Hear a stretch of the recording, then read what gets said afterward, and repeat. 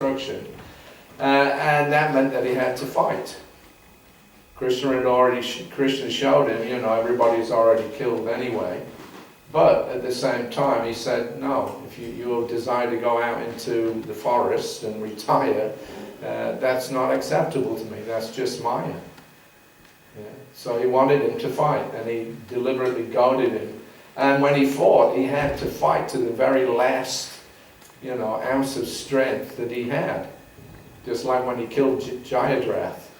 There was a whole scenario there where Jayadrath got pinpointed because he was the one that blocked the Pandavas from coming in to rescue Abhimanyu.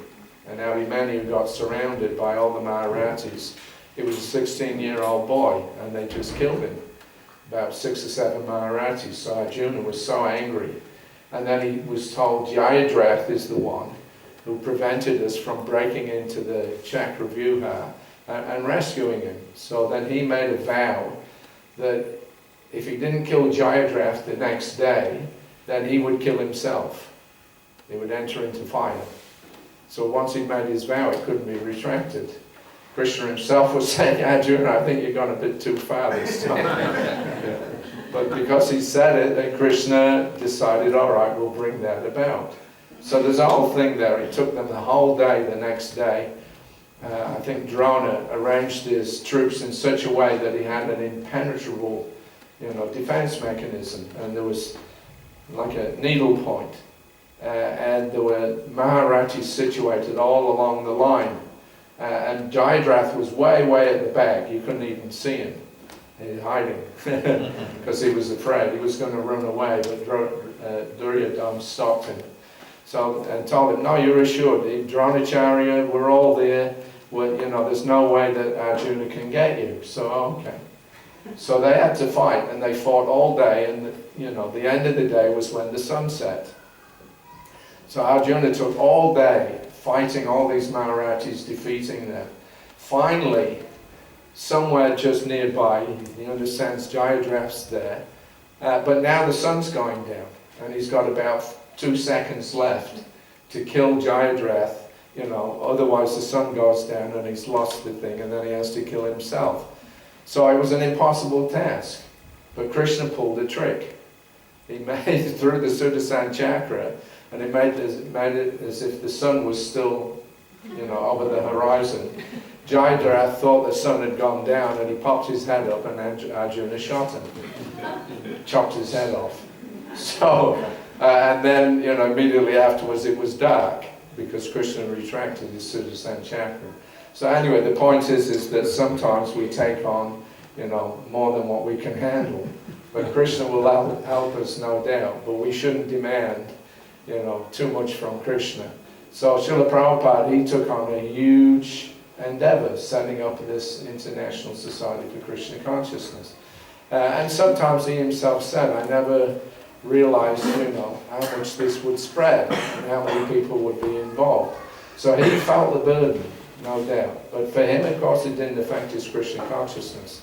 But if we get in a situation, where we're trying to manage and preach Krishna consciousness, we take on too big an endeavor, we can't expect to be like Arjuna or Srila Prabhupada. We're kind of limited beings, and one of the attributes of a good manager is to realize your own limitations.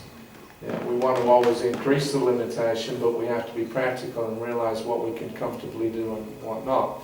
At the same time, we don't want to be complacent. We have lots to do. There's billions of people out there that are waiting, to take this Krishna consciousness movement up if we give it to them. So, we've got lifetimes of endeavor ahead of us. But at the same time, we have to be, as Prabhupada said, do things, whatever is practical for preaching Krishna consciousness. Don't overburden yourself, and don't overburden anybody else that happens to be under your management. See practically what they can do, encourage them to increase, but at the same time don't, ruin their enthusiasm by giving them a task that cannot be accomplished. So that's one of the rules. And maintain your high standards of practice yourself so that you can be strong. and progress him on the path of spiritual life. If we don't have spiritual strength ourselves, then how are we going to affect others? That means that if we have no strength, or if we, our own spiritual life is weak, due to, not following the proper standards of sadhana, etc., then when we go out to introduce Krishna consciousness to other people, we'll become influenced by their association rather than the other way around, and then it'll be a real problem. Prabhupada said that devotees should be like Typhoid Mary. You know the story of Typhoid Mary. In the American Gold Rush, there was some epidemic of typhoid. So many people were dying. And gradually, they traced it back to this one woman, Mary. And she had the typhoid virus, but she actually was so strong constitutionally that it didn't affect her. But everywhere she went, she passed it on to other people. So she became like a walking epidemic. So Prabhupada used that as an example of a preacher, that you have to be so strong in yourself that wherever you go, you affect other people. You bring them to, or influence them to Krishna consciousness. Not that we go out, we mix with the karmis, materialists, and then we start becoming attracted by their music and by their activities, and we start thinking, actually, they're really enjoying. Why am I not enjoying? And then you become converted, back into karmi life. So we have to be very careful. If you want to preach, you have to mix, with non-devotees. That's where preaching is taking place. So you have to do that from a position of strength. Keep yourself strong and pure. And Prabhupada said if we just keep our level of purity in Krishna consciousness, that will automatically call people's attention. You don't have to do anything fancy. Think of any, manufacturing ideas, how to attract their attention. Sometimes we see devotees, they come up with different schemes that are kind of blends of materialism and spiritualism and, different mechanisms they're trying to think of bringing people to Krishna consciousness. But you don't need to do that. Prabhupada was very clear that if you just follow the 4 regulative principles, chant your 16 rounds, automatically that will be a symbol to people. People will be affected like that. They'll recognize these people are different and they've got something that we don't have. They have this spiritual happiness and this peaceful heart, goodwill, all these nice attributes. If we develop the qualities of the devotee ourselves, then that will automatically become visible to the non-devotees. They know as soon as they meet a devotee, there's something different and something attractive. So that happens automatically. We don't have to do it artificially. So Prabhupada was very keen that we keep up these standards of spiritual life that are given us. So that's 4 things there. To do all things at once, in a nice manner, whatever's practical, and keep your own standards. And then there's another letter 2 years later that he wrote to Batu Gopal. This is in August 16, 1974. And he again uses the same phrase, the art of management. So he says, regarding the art of management, constant changing is not good.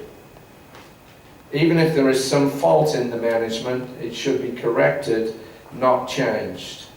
And besides that, Vaishnava philosophy is that everybody is addressed as Prabhu, or Master. Everybody should consider himself to be the servant of the other, and that will make the management very nice. So again, this being very nice. But this principle of change, which Prabhupada didn't like, he said that's one of the diseases of you Westerners, that you're always changing everything. Whereas our philosophy is that we never change.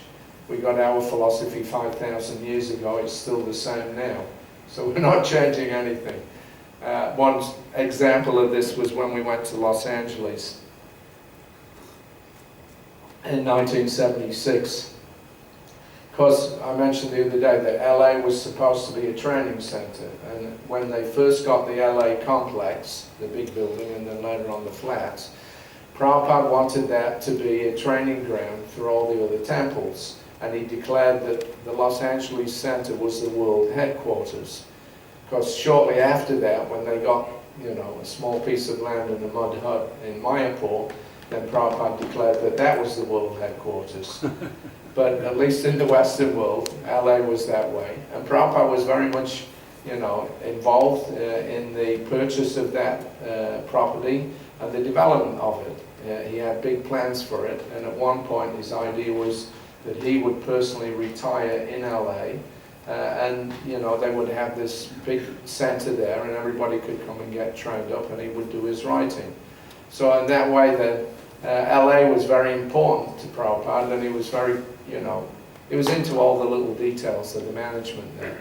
And when they first got the building, there was one big hall, and then the rest of the building there was a smaller hall. So they actually put the deities in the smaller hall, and the big hall, church hall formerly, it had rows of seats as they do in churches.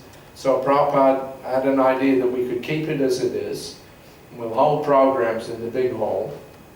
People will come. They don't even have to take off their shoes. They can walk in. They don't have to sit on the floor. They can sit on the chairs. And then we'll have lectures and kirtan and other programs. So that way he wanted to use it for preaching. However, after a couple of years, it became evident that, the temple that they had, which was smaller, was way too small. There were so many devotees that were joining, there was nowhere for everybody to fit. So then they converted the big hall into the temple room, and that's the same temple room that they have now. So I think in 1975, Prabhupada had gone there, they completed the changeover, they got 3 nice singer stands for the deities, and they had put above the deities like a cloth canopy, colourful cloth canopy. So Prabhupada was happy with that. Then in 1976 when he came, we had the first darshan. We arrived late at night, and we came in, they opened the deities up maybe 10 o'clock at night. And Prabhupada looked and he saw that the cloth canopies above the deities had been changed, and they got these, wooden canopies. They'd been carved, not really elaborately, but something. And each of them was covered with real gold leaf. So later on he called the managers in his room and he wanted to know, why have you changed the canopies? And he found out they'd spent $10,000 buying the gold leaf to cover the canopies. They wanted to make it very opulent like the rest of the temple. And Prabhupada was really upset. He said, they just look like cheap painted wood. He said, I like the cloth canopies. Why didn't you ask me before you changed? He said, this is your disease, you Westerners. You always want to change everything. He said, if you have to stand on your hands and clap your feet, but, you have to change everything. So that was, I don't know where he got that little song from. Maybe from his childhood. If you have to stand on your hands and clap your feet, but, everything must change. So Prabhupada was not happy with constant changing. Once something was established, he liked that. If you wanted to improve it, that was another thing. Yeah, if you want to expand it, make it bigger or whatever, but don't just whimsically chop and change, break down this wall, break down that wall, which is what was our habit. So constant changing is not good, and in particular, of course, he was referring here to personnel. That, and at least at that time, of course, ISKCON was in its early development.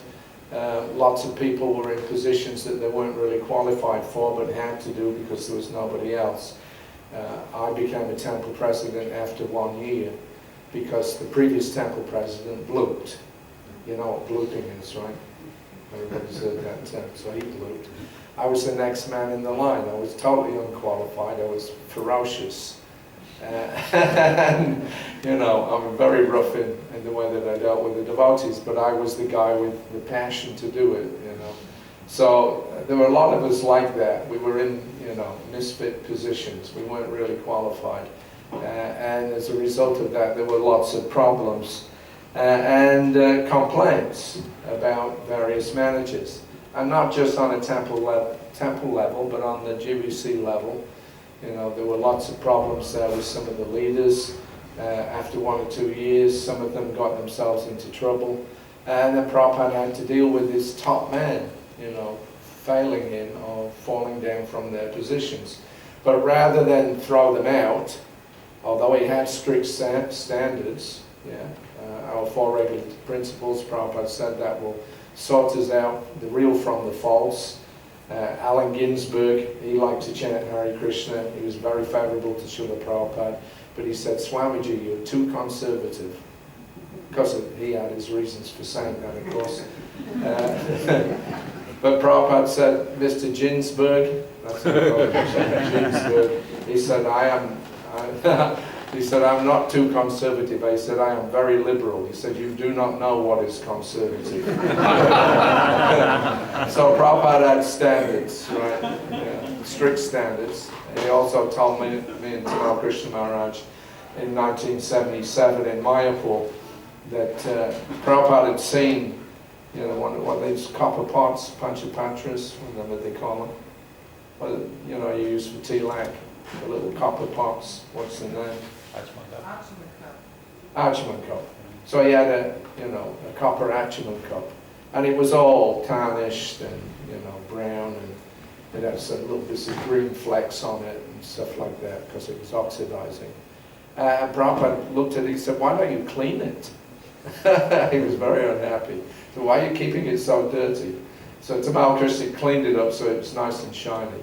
And then he explained to Prabhupada that in the West, actually, when we have copper items, if they turn green, we think, oh, that's very valuable. Now it's become an antique. Prabhupada said, it's dirty, clean it.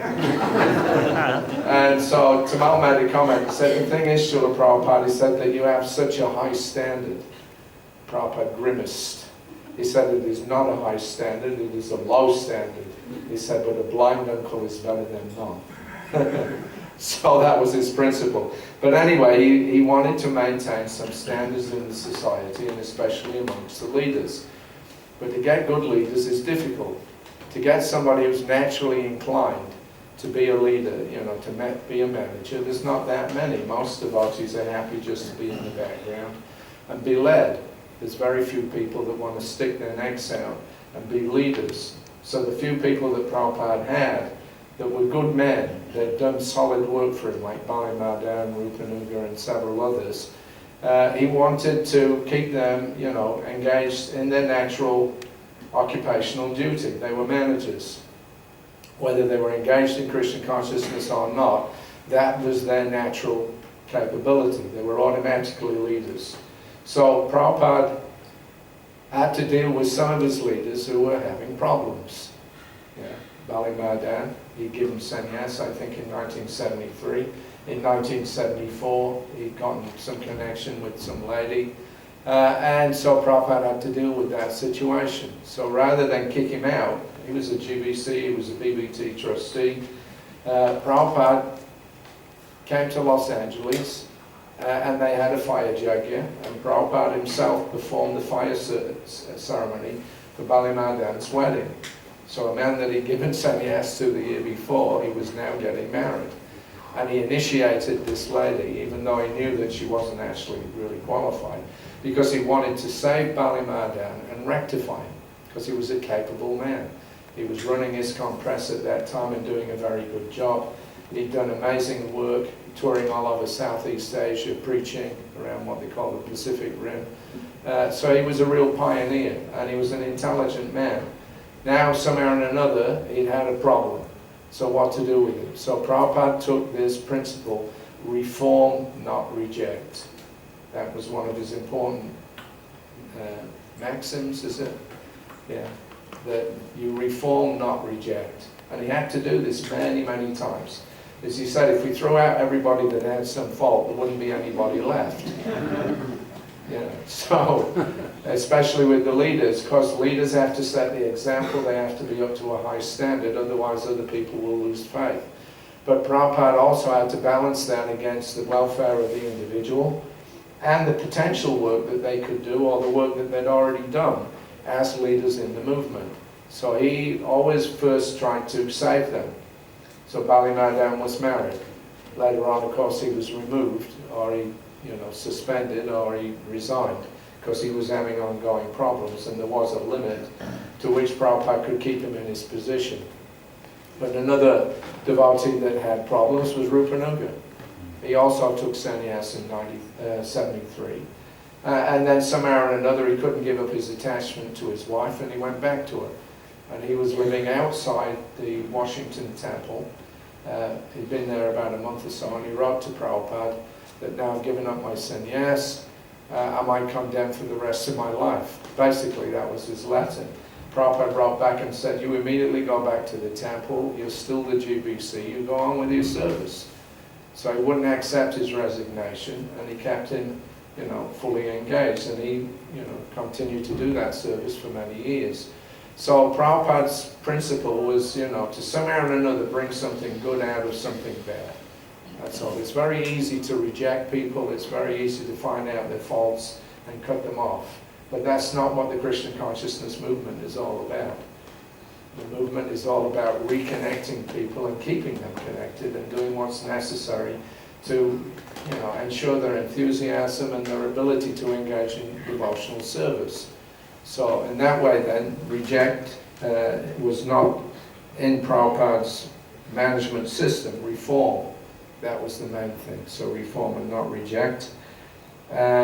If there's some fault in management, it should be corrected, not changed.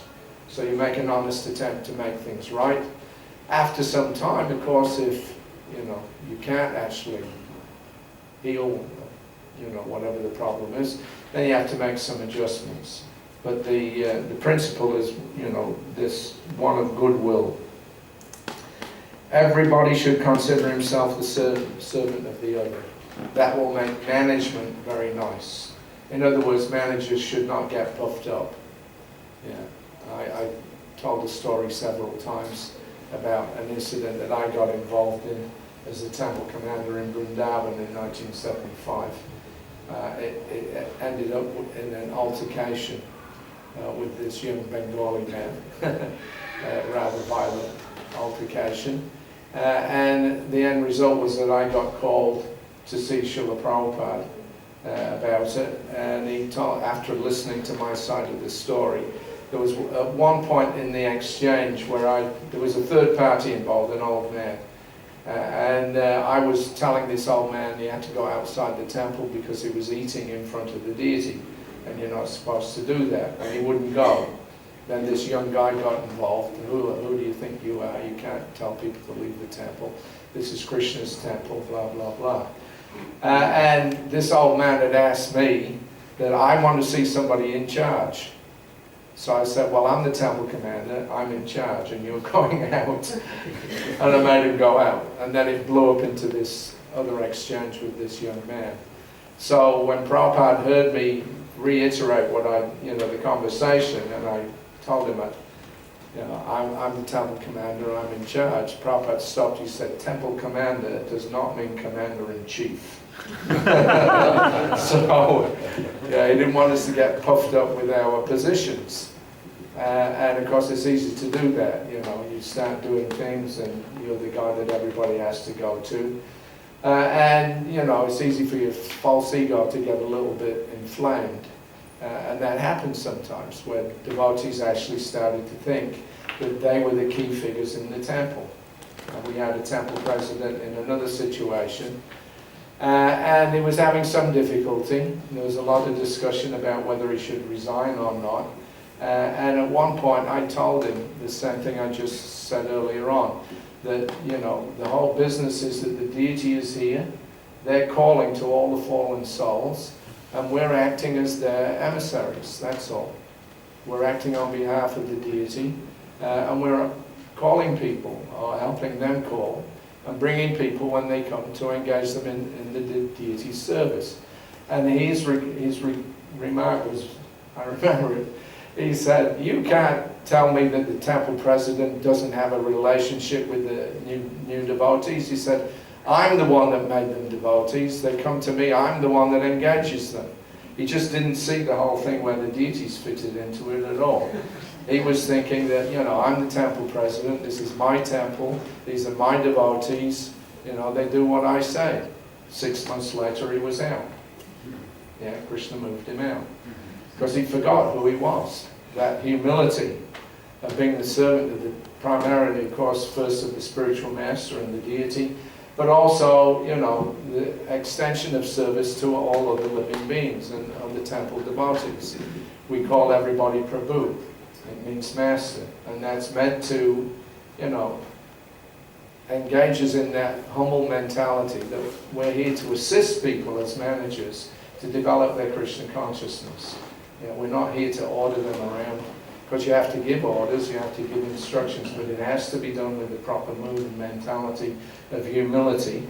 And as Prabhupada says, then that will make things, management, very nice.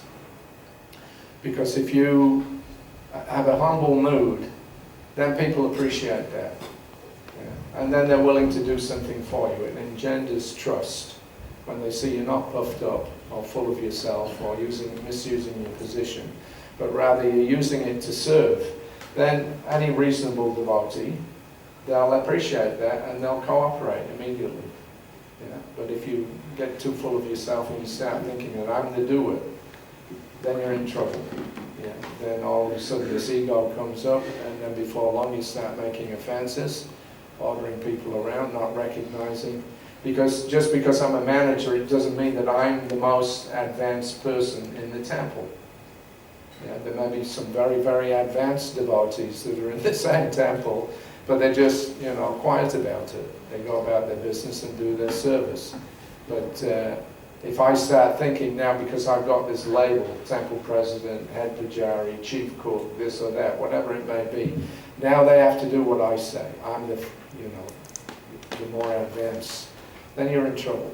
So humility is a principle. And then there's another letter here.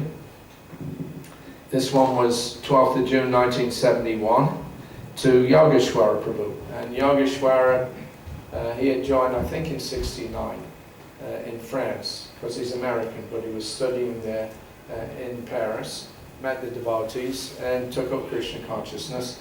Very intelligent man, very capable in many different ways, and he very quickly became the temple manager there. And he was also in charge of the French BBT. And Prabhupada, of course, was pushing that now you're in a new country, just like Shivananda went to Germany. So Yogi was in France, so he told him that now you have to get the books out. You have to begin a French BTG, and that should be a regular publication. And then get translation work for all the other books underway. And he had to run the temple and do so many other things as well, look after the devotees. He was a new devotee himself, so he got to a point where he felt, you know, overburdened. So he wrote to Prabhupada, and he was asking basically, you know, what are the priorities? Because he was thinking, at least if I can do the most important things, that'll be enough. And Prabhupada wrote back to him and he said, well, we have to adjust things. Everything is important. So if you want to prioritize, but everything is important. Not that we have to do something at the expense of something else. I cannot say from here what is to be given preference. That depends on your management capacity. So first of all, he says everything has to be done.